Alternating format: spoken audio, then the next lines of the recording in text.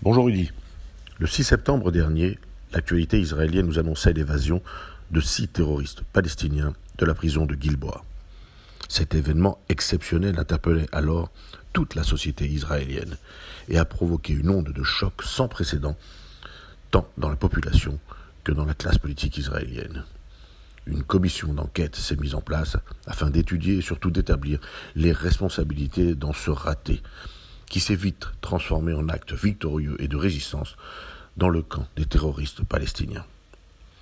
Dès l'annonce de cette évasion, les forces de sécurité israéliennes se sont mises en action afin de retrouver les évadés et montrer à tous qu'aucun crime ni délit ne reste et ne resterait impuni, comme l'affirme et le fait toujours Israël.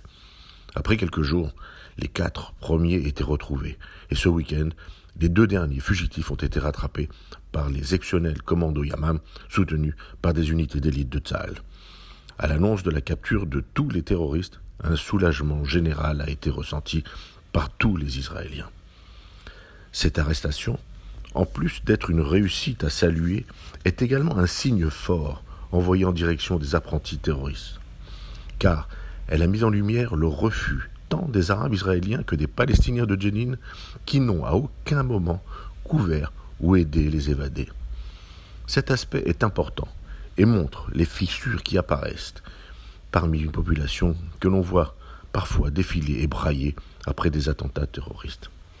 Sans angélisme ni optimisme démesuré, ceci nous permet d'espérer, mais en gardant toujours à l'esprit le besoin vital d'Israël de garder sa puissance de dissuasion et d'envoyer au monde sa volonté de rester maître de son avenir et de son destin.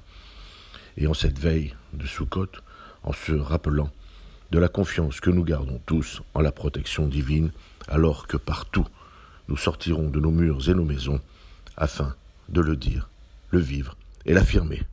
Chag Soukhot Sameach, et à la semaine prochaine.